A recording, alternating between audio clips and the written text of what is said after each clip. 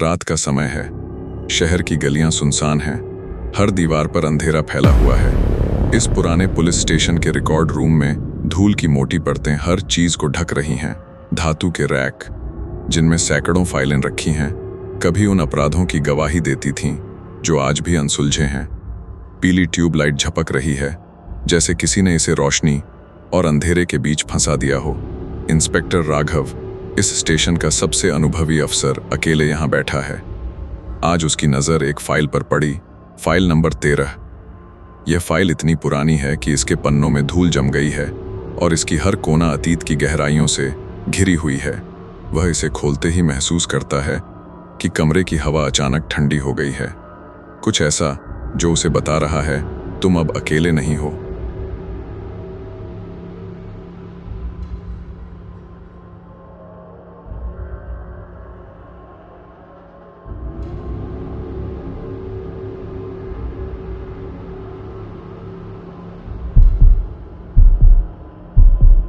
राघव हमेशा अंधेरे से डरता नहीं।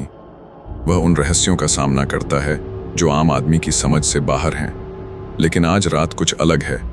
उसका दिल तेजी से धड़क रहा है, हाथ कांप रहे हैं। फाइल का हर पन्ना उसे अपनी तरफ खींच रहा है। कमरे की दीवारें जैसे पास आ रही हों और हल्की हवा उसके गालों को छू रही है। यह केवल फाइल नहीं, यह अतीत का दर्पण है और राघव जानता है कि अब यह उसे अपने अंदर खींचेगी।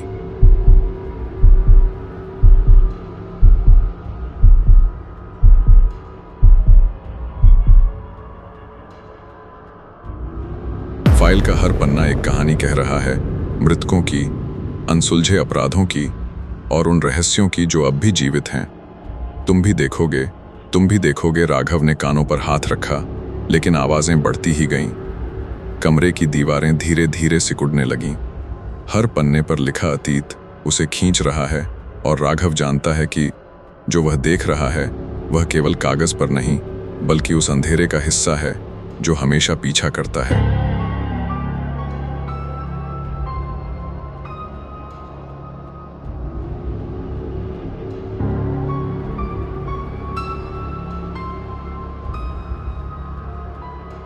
फाइल का पन्ना पलटते ही राघव की आंखों के सामने अंजलि का मर्डर सीन आया।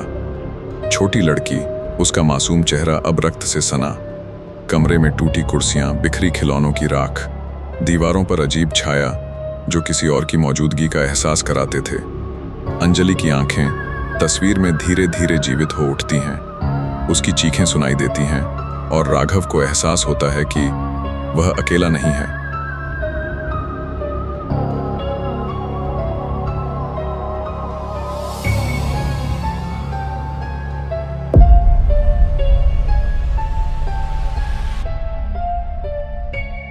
राघव ने फाइल के आखिरी पन्नों को पढ़ा। फुसफुसाहटें अब स्पष्ट हो गई थीं। तुम भी देखोगे। हवा ठंडी और तेज थी।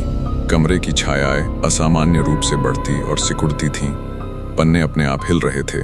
यह डर अब केवल मानसिक नहीं, बल्कि वास्तविक बन चुका था।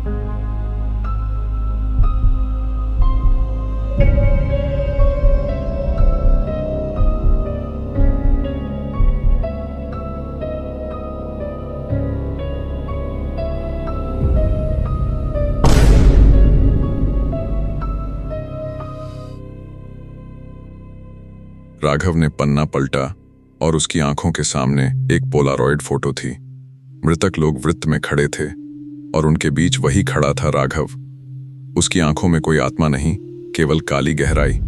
कमरे की दीवारें सिकुड़ती और फैलती लग रही थीं। फोटो से निकलती अजीब ऊर्जा उसे खींच रही थी। राघव समझ गया कि यह केवल तस्वीर नहीं, बल्कि चेतावनी है जो देखता है उसे अब कोई नहीं बचा सकता। हर सांस में डर, हर धड़कन में थरथराहट।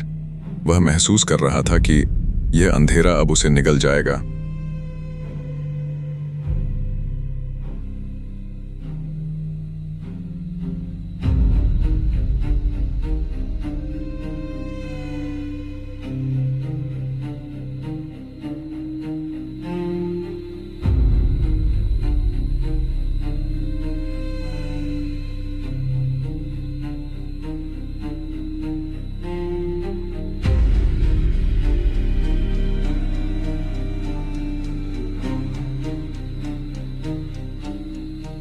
जैसे ही राघव ने फोटो देखा, कमरे में अंधेरा फैल गया।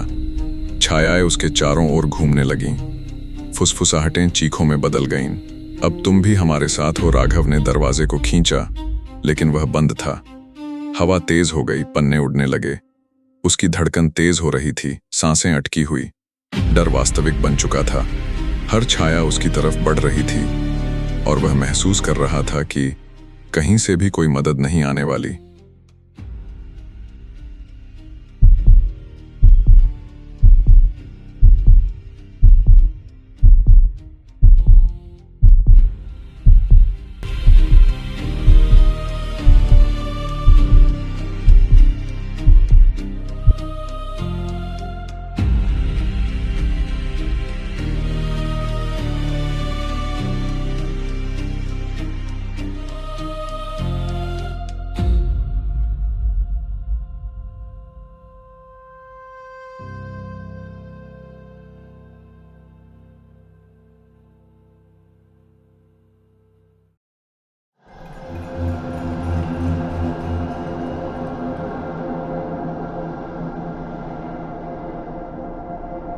सुबह हुई और स्टेशन पर सभी लोग आए, लेकिन इंस्पेक्टर राघव कहीं नहीं था।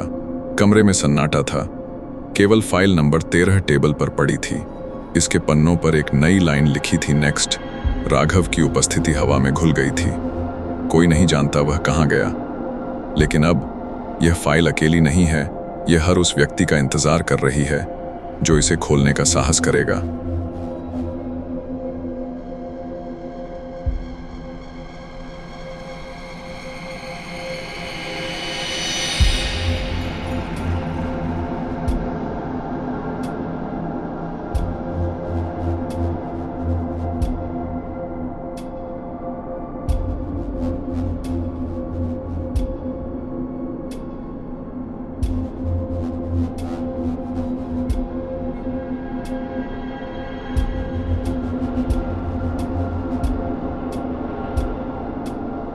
राघव गायब हो गया, लेकिन डर शहर में फैल गया। रात को लोग सुनते हैं फुसफुसाहटें, दरवाजों का अचानक बंद होना।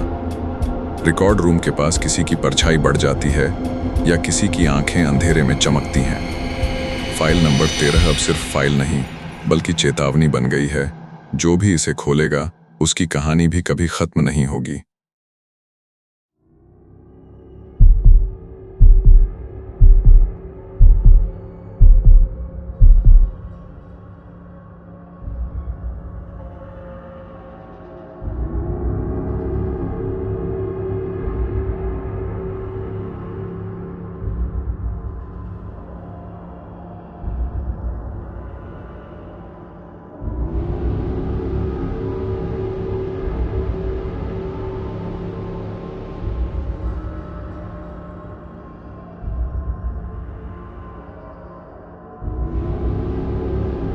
जो भी फाइल नंबर 13 खोलेगा, उसकी आत्मा कभी वापस नहीं आएगी। रात के समय अगर आप रिकॉर्ड रूम के पास जाए, आप सुन सकते हैं फुसफुसाहटें, परछाइयां और वह आवाज जो कहती है, तुम भी देखोगे। शायद अगली कहानी अब शुरू हो चुकी है।